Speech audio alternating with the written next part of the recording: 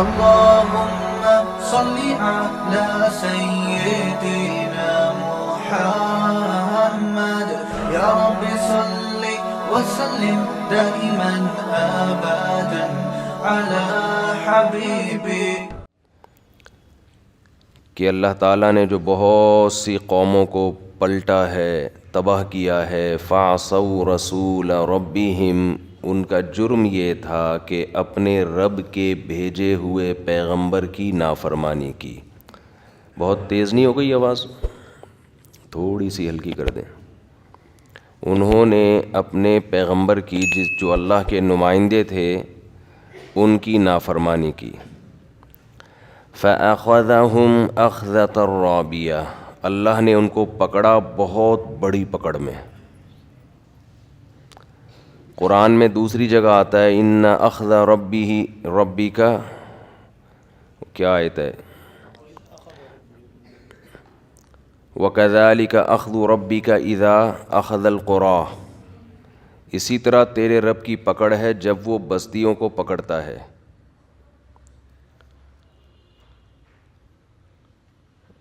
تو دنیا دار آدمی اور اللہ کا نافرمان آدمی یہ دیکھ کر کہ کوئی عذاب نہیں آتا، اس خوش فہمی میں مبتلا ہو جاتا ہے کہ مجھے کچھ بھی نہیں ہونے والا. حضرت حکیم اختر صاحب رحمہ اللہ تعالیٰ نے ایک واقعہ بیان کیا اپنے بیانات کے دور میں کہ ایک صاحب تھے جو اللہ نے دولت بہت دی، تعلیم بھی تھی، پیسہ بھی تھا، تو وہ صبح شام مولویوں کو برا بھلا کہتے رہتے تھے. نماز روزہ ان چیزوں سے کوئی دلچسپی نہیں. جب انسان کا پیٹ بھرا ہوا ہوتا ہے، تعلیم بھی ہے، وسائل بھی ہیں، تو دنیا میں سب سے فضول کام اس کو نماز روزہ لگتا ہے. وہ سمجھتا ہے کہ یہ پتہ نہیں کیا چیزیں ہیں. ان کو بولو داڑھی تو بہت آگے کی چیز ہے. پھر تو حضرت نے فرمایا کہ اس کو کوئی ایسی بیماری ہو گئی، پیٹ کا کینسر ہو گیا، اور ڈاکٹروں نے جواب دے دیا اس پیٹ کے کینسر میں جوسز پلائے جاتے تھے، یہیں سے ڈاکٹروں نے نلکی لگا دی، یعنی اوپر سے بھی نہیں کھا سکتے تھے کہ یہ کینسر یہاں تک پہنچا ہے، یہ یہاں کوئی نئی رسولی نکلی ہے. واللہ ادھر دیکھو، ادھر یہ کیا کرنے آئی ہے بیچارے، یہ یہاں کیا کر رہی، یہ چٹانکی ہے. چلو شابش، بس وہ دیکھو، سلام کرو سب کو. یہ اس کا نام ہے چٹانکی.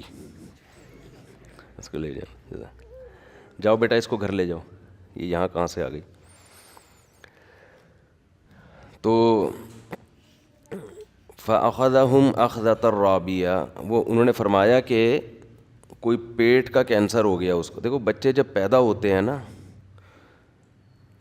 میں جن کی شادی ہو چکی ہے نا اور وہ کہتے ہیں بچے نہیں ہونے چاہیے، میں کہتا ہوں جب پیدا ہو کے وہ اتنے اچھے لگتے ہیں کہ آدمی کہتے ہیں اس میں نہ پیدا ہونے والی کون سی بات تھی یار. یہ میرا سب سے جو کیا کہتے ہیں اس کو لیٹسٹ ورژن ہے. یہ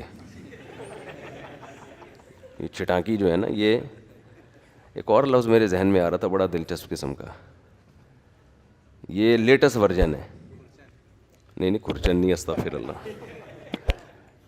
تو میں بچوں کو جب بھی دیکھتا ہوں نا، کسی بھی بچے کو، اپنے بچے ہی کوئی دیکھتا ہے، ظاہر ہے آدمی کو اپنے بچے اچھے لگتے ہیں، دوسروں کے بچے دوسروں کو اچھے لگ رہے ہوتے ہیں. تو بار بار یہ سوچتا ہوں کہ یار بچے کا جب بھی آپ دیکھو تو آدمی کہتا ہے اس میں نہ پیدا ہونے والی کون سی بات ہے.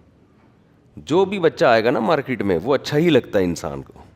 بچوں میں اللہ نے اتنی اٹریکشن، اتنی اس کی طرف طبیعت رکھی ہے، اور ہر بچہ الگ ڈیزائن کا ہوتا ہے، اس کی شرارتیں دوسروں سے الگ ہیں.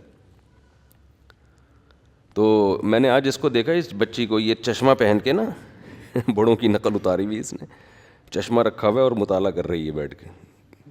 تو بچے ہر وقت بندروں کی طرح گھر میں لگے رہتے ہیں. تو وہی بات بار بار جو کہتا ہوں، فطرت سے بغاوت مت کرو یار, یہ تمہیں گوروں نے کسی اور لائن پہ ڈال دیا ہے. خیر, تو انہوں نے بتایا کہ اس کو کینسر ہو گیا آنت کا, اور کھانا بھی, خوراک بھی اس کی منہ سے نہیں جا پا رہی ہے. تو تھوڑے دنوں میں سارا تکبر خاک میں مل گیا. ڈاکٹروں نے بتا دیا اتنے دن میں آپ کی ڈیتھ ہو جائے گی. جو ڈاکٹروں نے ڈیٹ دی ہوئی تھی اتنے دن میں انتقال بھی ہو گیا. لیکن انتقال سے پہلے ان کو احساس ہو گیا کہ یار میں جو یہ دیندار لوگوں کا, داڑھی والوں کا, نمازیوں کا, حاجیوں کا مذاق اڑاتا رہا نا, یہ میں کسی غلط فہمی میں مبتلا ہو گیا تھا. پیسہ دیکھ کے, صحت دیکھ کے انسان کی سیٹنگ آؤٹ ہو جاتی ہے, اپنی اوقات بھول جاتا ہے. تو حضرت نے فرمایا کہ اس نے انتقال سے چند دن قبل سب علماء کو بلایا, جن جن کے خلاف بولتا تھا, بزرگوں کے خلاف, کوئی دعوت کی ہوگی, کیا کیا ہوگا, سب سے معافی مانگی, داڑھی بھی چھوڑ دی, نماز بھی شروع کر دی اسی, اور موت واقع ہو گئی. اچھی موت ہے. لیکن بعض لوگوں کے دل اتنے سخت ہو جاتے ہیں کہ آزمائش آنے کے بعد بھی ان کو ہدایت نہیں ملتی. تکبر سے دماغ خراب ہو چکا ہوتا ہے ان کا. اس لیے علماء کہتے ہیں کہ ایمان اتنی بڑی نعمت ہے. کسی میں ایمان ہونا تو بالآخر کبھی نہ کبھی وہ آ ہی جاتا ہے. اللہ کی طرف سے آزمائشیں ہر انسان کو ملتی ہیں. سنوریہم آیاتنا فی الآفاق وفی انفسہم. قرآن کہتا ہے ہم ان کو اپنی نشانیاں آفاق میں یعنی اس کائنات میں بھی دکھائیں گے, اور خود ان کی ذات میں بھی, جس سے ان کو پتہ چلتا رہے گا کہ حق کیا ہے اور باطل کیا ہے. یہ ہم دکھاتے رہیں گے. لیکن یہ نظر ہر ایک کو نہیں آئیں گی. نظر ان کو آئیں گی جن کی بصیرت کی آنکھیں کھلی ہوئی ہیں. ہر ایک کو نظر نہیں آتی, کیونکہ قرآن کہتا ہے نا فَإِنَّهَا لَا تَعْمَى الْأَبْصَارُ وَلَكِنْ تَعْمَى الْقُلُوبُ الَّتِي فِي الصُّدُورِ. آنکھیں اندھی نہیں ہوتیں, وہ دل اندھے ہو جاتے ہیں جو سینوں میں چھپے ہوئے ہیں. آنکھیں تھوڑی اندھی ہوتی ہیں, تو اس دل کے اندھے ہونے کی وجہ سے نظر نہیں آتا. پھر تو فرعون جس کا اللہ نے یہاں واقعہ بیان کیا کہ فرعون نے پیغمبر کی نافرمانی کی, اور بہت ساری بستیوں نے جن کو اللہ نے الٹ دیا, تو ان کے اندر جو مسئلہ تھا نا, ان کے اندر وہ مسئلہ کیا تھا, یہ اپنی ظاہری ترقی, ظاہری حکومت, ظاہری صحت کو دیکھ کر غلط فہمی کے اندر مبتلا ہو گئے تھے. وجہ یہ تھی. دیکھو ہم بار بار کہتے ہیں نا, جب بھی کوئی بیمار ہوتا ہے تو ڈاکٹر کہتے ہیں, ٹریس کرنے کی کوشش کرتے ہیں یہ بیماری ہوئی کیوں ہے. یہ مائک کیا عجیب سی وہ کر رہا ہے یار, گونج رہا ہے بہت زیادہ, اس کو سیٹ کرو یار. ولید کو بلائیں. ولید,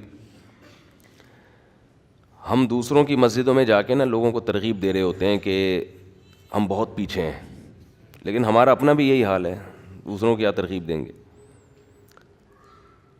ولید کو بلائیں ذرا, فون کریں. تو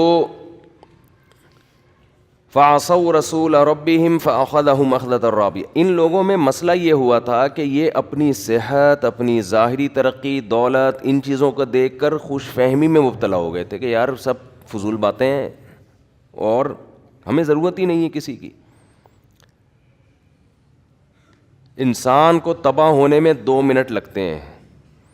ایک تو انسان میں سب سے بڑا فالٹ یہ ہے کہ وہ جب دیکھتا ہے نا کینسر کے مریضوں کو, شوگر کے مریضوں کو, ڈائلیسس پہ آئے ہوئے مریضوں کو, معذوروں کو, وہ کمبخت پھر بھی یہ نہیں سمجھتا کہ میں بھی ایسا ہو سکتا ہوں.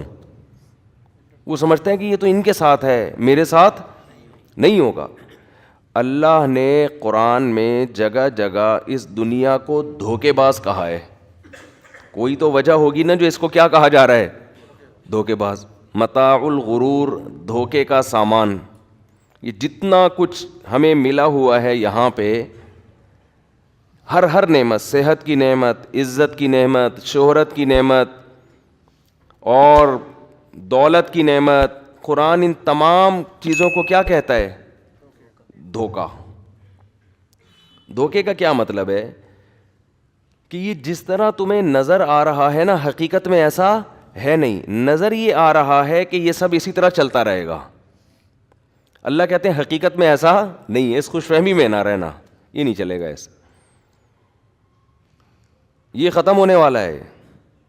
اسی وجہ سے ہم نے اپنے بڑوں کو, جن کے ساتھ ہمارا ٹوٹا پھوٹا ٹائم گزرا نا, وہ جب بھی کسی بڑی چیز کو دیکھتے ہیں نا جس سے ان کے دل میں یہ خیال پیدا ہو کہ اب ہمارا دل دنیا کی طرف مائل ہوگا, جب بھی انسان دنیا میں کسی خوشنما چیز کو دیکھتا ہے تو فوراً طبیعت اس کی طرف مائل ہوتی ہے, اور مذہب فضول لگنے لگتا ہے کہ یار یہ کیا نماز روزہ اور یہ سب چیزیں, بس یہ ہے اصل. تو جب بھی ہم نے اپنے بڑوں کو دیکھا کہ وہ کسی دنیا کی ایسی اٹریکشن جس میں ہو اس کی طرف گئے نا, ان کا دل دیکھا انہوں نے, تو فوراً زبان سے کہتے ہیں فنا. یہ کیا ہے؟ ختم ہونے والی چیز ہے. سب سے زیادہ جو انسان جس چیز کی طرف مائل ہوتا ہے وہ تعمیر ہے, پراپرٹی ہے. مثال کے طور پر آپ کے پاس اچھا گھر ہے, اگر اچھا گھر, دیکھو آپ کی بیٹی کے لیے 2 بندوں کے رشتے آئے, ایک کے پاس ذاتی پراپرٹی ہے, ذاتی گاڑی نہیں ہے, دوسرے کے پاس ذاتی گاڑی ہے, پراپرٹی نہیں ہے. ترجیح کس کو دو گے؟ پراپرٹی والے کو. یار پراپرٹی ہے بھائی, لینڈ لارڈ ہے, لینڈ لارڈ ہے, دوبارہ بول دوں, بائک میں نہیں تھا. اچھا لینڈ لارڈ ہے بھائی. کیا ہو گیا؟ تو بالکل ہی غائب ہو گیا. تو کہتے ہیں لینڈ لارڈ, تبھی لوگ کہتے ہیں گاڑی بیچو, سوکھی روٹی پہ آ جاؤ. گھر کس کا ہونا چاہیے؟ اپنا ہونا چاہیے, گھر اپنا ہونا چاہیے. میں اکثر لوگوں کو یہ بتاتا رہتا ہوں کہ میرا مزاج یہ ہے. میرا کیا مزاج ہے, میری کیا اوقات, شریعت جو چاہتی ہے کہ سب سے فضول چیز مجھے پراپرٹی لگتی ہے. حقیقت بتاؤں, سب سے فضول چیز مجھے کیا لگتی ہے؟ سب سے فضول چیز دنیا میں پراپرٹی اور اپنا گھر. لوگ اب یہ سمجھ نہیں پاتے, بہت طنز کرتے ہیں نیچے کمنٹس میں کہ کس قسم کی. ایک خاتون نے تو لکھا ہوا تھا ان کی باتوں میں آنے کی ضرورت نہیں ہے, یہ بگاڑ رہے ہیں, اپنا گھر اپنا ہی ہوتا ہے. دیکھو بعض دفعہ جو چیز انسان سمجھانا, چلے گئے ولید بھائی, چلے گئے, ان سے کہیں یہیں بیٹھیں. جو چیز بعض دفعہ انسان سمجھانا چاہتا ہے نا وہ مثال سے سمجھ میں آتی ہے. اگر میں کہوں نا دنیا کی محبت نہیں ہونی چاہیے, دنیا کی نہیں ہونی چاہیے, آپ کو سمجھ میں نہیں آئے گا کہ دنیا کی محبت کی ڈیفینیشن کیا ہے. اگر میں بتاؤں گا نا پلاٹوں سے دل نہ لگاؤ, مکان سے دل نہ لگاؤ, اپنا مکان ضروری نہیں ہے, ایک دم آپ کہیں گے یہ کیا باتیں کر رہا ہے, اس کا مطلب دنیا کی محبت ہے. تو جس دن پراپرٹی کی محبت نکل گئی اس کا مطلب دنیا کی محبت نکل گئی. سمجھتے ہو؟ ابے بھائی اپنی پراپرٹی, اپنا مکان, اپنا بنگلہ, خدا کی قسم دنیا میں اس سے بڑا مجھے بیوقوف آدمی کوئی نہیں لگتا یار. اس سے بڑا بیوقوف کوئی نہیں لگتا. پھر بھی میں کہتا ہوں سارے کام ہو جائیں تو پراپرٹی خرید لو آخر میں, اس نیت سے کہ مر آ گئے تو بچوں کے لیے کچھ, کیونکہ یہ بھی حدیث میں ترغیب ہے کہ بچوں کو لاوارث نہ چھوڑو. لیکن پہلے آپ کسی کے بچے ہو, اپنی فکر کرو, کیونکہ آپ کے ابا نے آپ کی فکر کی تھی. آپ اگر اپنی اولاد کی کرو گے تو آپ کے ابا کی فکر ضائع ہو جائے گی. وہ تو آپ کی فکر میں بال سفید کیے تھے نا, تاکہ آپ ٹینشن فری زندگی گزارو. آپ کے جیسے ہی بچے ہوئے آپ نے ان کی ٹینشن پال لی, تو ٹینشن فری کون ہوگا اس میں؟ نہیں آ رہی سمجھ میں تو چھوڑو, بیان ختم کر دیتے ہیں بھائی.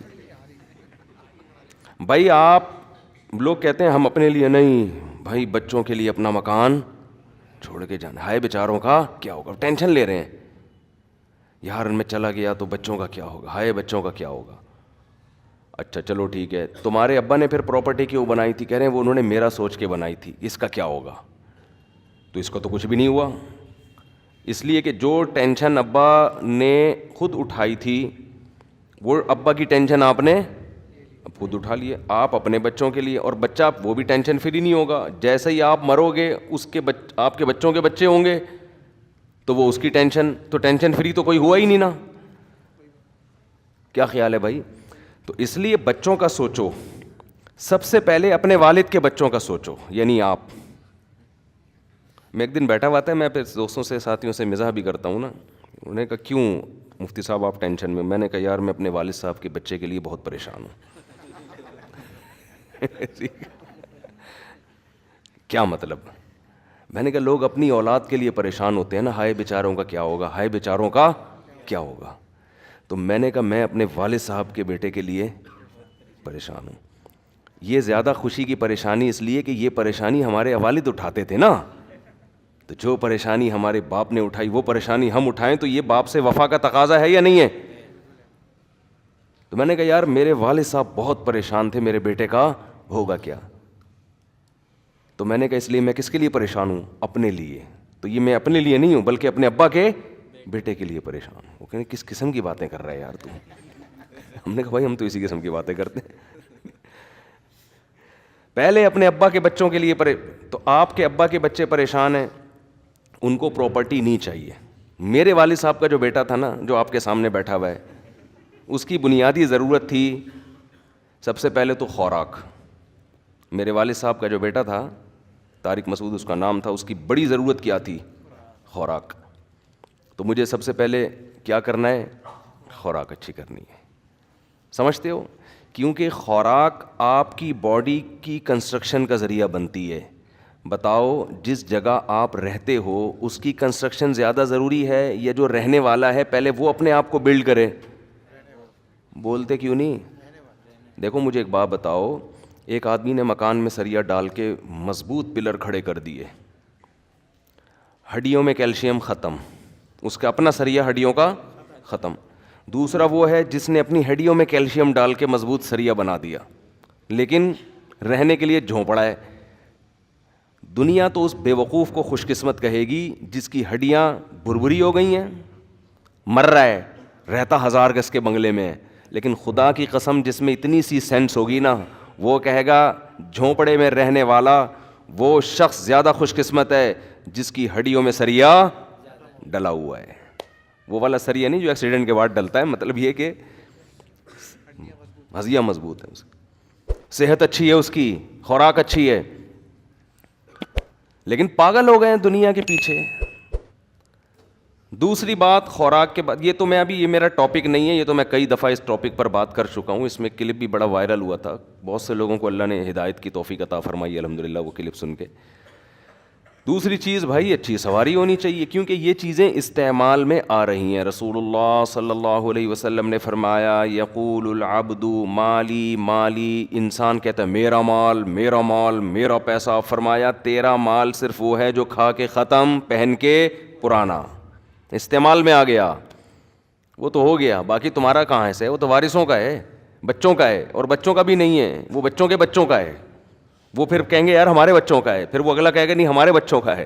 کسی کا بھی نہیں ہے. وہ قیامت میں جو آخری انسان پیدا ہوگا اس کا بھی نہیں ہے, کیونکہ تو ویسی قیامت آگے برباد ہو جائے گا. کسی کا بھی نہیں ہے, ٹوپی ڈرامہ ہے یہ ٹینشن ہے جو آپ ڈپریشن ایک دوسرے کو آہستہ آہستہ ٹرانسفر کر کے دنیا میں دل لگا کے مر جاتے ہو, اور جب قبر میں جاؤ گے تو آپ بولو گے یار پراپرٹی جو یہ مجھے ملنے والی تھی اس کے لیے تو میں نے ککھ بھی نہیں کیا, اس کے لیے تو کچھ بھی نہیں کیا میں نے. تو کھا کے پرانا کر دیا, کھا کے ختم کر دیا, پہن کے پرانا, یعنی لباس, یعنی جو چیزیں استعمال میں آ رہی ہیں. تو آپ کا مال آپ کی گاڑی ہے, وہ استعمال میں آ رہی ہے, آپ کو W11 سے بچایا اس نے. کتنی ٹینشن ہے نا انسان کے لیے سفر کرنا. اپنی گاڑی ہوتی ہے تو وہ سفر جو کئی گھنٹوں میں ہوتا وہ آسانی سے. پھر اپنی گاڑی میں اگر اللہ نے آپ کو وسعت دی ہے تو مہنگی گاڑی رکھو. سستی گاڑی میں اور مہنگی گاڑی میں بہت فرق ہوتا ہے. کمال کی بات یہ کہ جن علماء کے پاس پراپرٹی ہو لوگ ان پہ انگلیاں نہیں اٹھاتے, اچھی گاڑیوں میں گھومنے والے پر انگلیاں اٹھاتے ہیں. ہر چیز کیا چل رہی ہے؟ الٹی چل رہی ہے. ایسے لوگوں کو میں جانتا ہوں پراپرٹی ہو دبا کے کروڑوں روپے کی جائیدادیں بنا لی انہوں نے, لیکن گاڑی بہت سیدھی, بائک پہ گھوم رہے ہیں. بہت حضرت بہت نیک بزرگ ہیں, حضرت اتنے سادہ ہیں کہ بس کیا بتائیں. حضرت کو میں نے رکشے میں جب بھی دیکھا ہے, چنچی میں دیکھا ہے. یہ گھر کس کا؟ یہ حضرت کا ذاتی گھر ہے. ذاتی گھر, ذاتی گھر تو بھائی ضروری ہے. اور جس عالم کو دیکھیں گے پراپرٹی میں وہ گاڑی میں گھوم رہا ہے اور بڑے لگژری لائف اسٹائل رکھا ہوا ہے, گھر اپنا نہیں ہے, اس کہیں گے یہ عیاش. میں کہتا ہوں دنیا سے دل لگانے والا میری نظر میں وہ زیادہ دل لگا رہا ہے جس نے ذاتی گھر پہ پیسہ خرچ کیا، جس نے گاڑی پہ پیسہ خرچ کیا، وہ تو استعمال آ رہی ہے بھائی. آپ کہیں گے گھر بھی تو استعمال میں آ رہا ہے، تو جب تمہیں رینٹ پہ مل سکتا ہے تو اپنا کیوں خرید رہے ہو بھائی؟ ہاں دیکھو ہر ایک کا معیار مختلف ہے. میں ایک چیز آپ سے ایک بتاتا ہوں کہ اتنا پیسہ، یہ سمجھو کہ گھر میں جتنا پیسہ خرچ ہو رہا ہے نا آپ کا اپنا کہلوانے میں، اس کو کہ اس پہ آپ کے اپنے کا لیبل لگ جائے گا، تو اپنا ہونا کوئی اتنی اہم چیز نہیں ہے جس پہ آپ کروڑوں روپے نام پہ لگا دو کہ یہ میرے نام ہو جائے. بھائی نام وسیم بھائی کے رہے، ہم کرایہ دے کے رہتے رہے اس میں، تو اپنے نام کر لے بس، ٹھیک ہے نا؟ کیا خیال ہے؟ اس پہ خوش ہو جا، تو یہ کس کا ہے بھائی؟ وسیم بھائی کوئی بیٹھے ہوئے ہوں تو وسیم بھائی سے گھر لو کرائے پر، ٹھیک ہے نا؟ وہ ہر مہینے رینٹ دے کے تھوڑا رینٹ جائے گا، اس میں اتنی انویسٹمنٹ نہیں ہوگی، رہو. خطرہ یہ ہوگا کہ یہ آپ کا نہیں ہے بھائی، تو میں کیوں 1.5 2 3 کروڑ روپے لگاؤں کسی چیز پہ یہ کروانے کے لیے کہ یہ کس کا ہے؟ میرا ہے. بھائی مجھے پتا ہے میری زندگی 10 سال 15 سال 20 سال 30 سال وہ بھی یقینی نہیں ہے، کل مر گئے، پرسوں مر گئے، ترسوں مر گئے، بچ گئے تو کتنا؟ تو ایک غریبی پہ میں اتنا رسک کیوں لوں بھائی؟ نہیں آ رہی میرا خیال ہے بات. اگر کوئی 40 سال کا ہے تو 60 70 30 سال نا وہ یقینی نہیں ہے، ایک دن بھی یقینی نہیں ہے، تو یار 30 سال میں اتنا رسک لے لوں کہ میں کروڑوں روپے پھونک دوں یار؟ تو مجھے یہ نہیں سمجھ میں آ رہا، ہو سکتا ہے آپ کے آ رہا ہو، تو بھائی ہر آدمی اپنی سوچ کا مالک ہے. کیوں لگا دو بھائی؟ کل کا پتہ نہیں ہے، میں اتنے کروڑ روپے پھونک دوں، وہ کروڑ میں کھاؤں نا. وہ کروڑوں میں جب لگاؤں گا جب آج بھی کھانے کے لیے کروڑوں ہوں گے. سمجھتے نہیں ہو بات کو؟ اس سے یہ اشکال حل ہو گیا کہ ہم ذاتی گھر بنانے کے مخالف نہیں ہیں. ہم کہتے ہیں دیکھو زیادہ پیسے، زیادہ کی ڈیفینیشن ہر ایک کے حق میں دوسرے سے مختلف ہے. ایک آدمی اربوں روپے کا مالک ہے، اس کے لیے کروڑوں زیادہ نہیں ہے، تو چلو یار تو سلیم بھائی سے گھر خرید کے اپنے نام کر لے. لیکن ایک آدمی لاکھوں روپے کماتا ہے، اس کے لیے کروڑوں بہت زیادہ ہیں، تو کیوں ٹینشن لے رہا ہے؟ تو ذاتی گھر بنائیں بشرطے کہ آپ کے پاس پہلے اچھی گاڑی آ جائے، اچھی خوراک ہو، بچوں کی تعلیم، ایجوکیشن. یہ زیادہ ایک پڑھا لکھا غریب آدمی ایک دولت مند جاہل سے 1000 گنا بہتر ہے. آپ کے بچوں کے پاس ایجوکیشن آ گئی، گھر سب فٹ فاٹ، ہنسی خوشی زندگی، پھر اضافی پیسہ ہے، چل یار پراپرٹی لے لے، مر گئے تو بچوں کے کام آ جائے. پھر شریعت نے ترغیب بھی دی ہے کہ بچوں کو لوارث نہ چھوڑو، اگر گنجائش ہے تو پھر شریعت کی ترغیب ہے. اس اسٹیپ پہ آ کے آپ بحریہ ٹاؤن میں پلاٹ خریدیں. سمجھ رہے ہو کہ یار جب سب کچھ ہے، مر بھی گئے تو مزے تو جو پیسے کی لذت تھی وہ تو حاصل کر لی نا. بھائی آپ نے گاڑی اچھی لے لی، گھر خوراک اچھی ہو گئی، لباس اچھا ہو گیا، گھر کا لائف اسٹائل بہت اچھا ہو گیا، اب ویسے بھی پیسے پڑے ہوئے ہیں، صدقہ خیرات بھی ہو گیا، آخرت کے لیے بھی ذخیرہ ہو گیا، تو چلو یار بچوں کے لیے کچھ بنا دو تاکہ مر جائیں تو کچھ تو ہو نا. پراپرٹی اوپر چڑھتی رہتی ہے، کچھ کما کمو کے کھا لیں گے. تو اب آپ ٹینشن نہیں لے رہے، کیونکہ ٹینشن جس کے پاس زیادہ پیسہ ہو وہ تھوڑی ٹینشن لیتا ہے. میں بات ان لوگوں کی کر رہا ہوں کہ اتنا پیسہ ہے نہیں اور پیٹ بچا بچا کے کیا کر رہے ہیں؟ پراپرٹی میں. اس کا مطلب بھائی تم نے دیواروں اینٹوں سے دل لگا لیا ہے، تمہارا مرنے کا کوئی پروگرام نہیں ہے. جب بھی میں کسی پوش علاقے میں جاتا ہوں نا، چلا گیا ڈیفینس میں، کلفٹن میں، گلشن اقبال میں، تو میں وہاں کو لوگوں کو بتاتا ہوں یہاں کے قبرستان کا بھی سروے کرنا چاہیے. غریب آدمی، میں تو اللہ کا شکر ہے غریب نہیں ہوں، لیکن جب کوئی غریب آدمی جاتا ہے نا پوش ایریاز میں تو بڑی رالے ٹپکاتا ہے، یار کیا اسٹائل ہے یار، ایک ہمارا گھر دیکھو. غریب آدمی کے دماغ میں یہ خیال آتے ہیں نا، یار ہم ادھر ہی اورنگی ٹاؤن میں وہ نالے کے اوپر ہمارا گھر بنا ہوا ہے، یار یہ کیا مزہ. او بھائی تو گھر کو نہ دیکھ، تو اس کو دیکھ، گھر میں رہنے والے وہ کتنا کنسٹرکشن کا کام ہوا ہوا ہے اس کے اوپر.